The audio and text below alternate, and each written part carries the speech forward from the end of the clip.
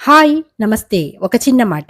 అప్పుడే రుబ్బిన మినపపిండిలో కొంచెం రవ్వ కలిపి, కొంచెం ఉప్పు, నీళ్లు కలిపి, ఒక గిన్నెకి నేతిని రాసి, ఆ నేతిలో ఈ పిండిని వేసి, పిండిపై జీలకర్ర చల్లి, దానిని మనం కుక్కర్‌లో పెట్టుకొని తయారు చేసుకుంటే వచ్చేది ఆవిరికుడుం.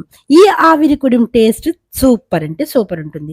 చాలామంది క్లాత్‌లో వేసి ఉడకబెడతారు. అలా కాకుండా ఇలా కూడా ట్రై చేయండి. అస్సలు గిన్నెకి అంటదు. ఎందుకంటే మనము నేతిని అప్లై చేశాం కాబట్టి. చక్కగా ఒక 3 విజిల్సో, 4 విజిల్సో వచ్చిన తర్వాత మనము కుక్ అయిందో లేదో టెస్ట్ చేసుకొని తీసేసుకోవడమే. ఆవిరికుడమైతే టేస్ట్ అద్దిరిపోతుంది. ఈ ఆవిరికుడాన్ని శుభ్రంగా మనకి కావాల్సినంత నెయ్యి వేసుకొని, ఆ నేతికి తగ్గట్టుగా మనము అల్లం పచ్చడితో తిన్నట్లయితే అబ్బా! ఆవిరికుడిం టేస్టే అదిరిపోతుంది. ఈ అల్లం పచ్చడి రెసిపీ కావాలంటే లాంగ్ వీడియో అప్‌లోడ్ చేశాను. తప్పకుండా చూసి ట్రై చేయండి.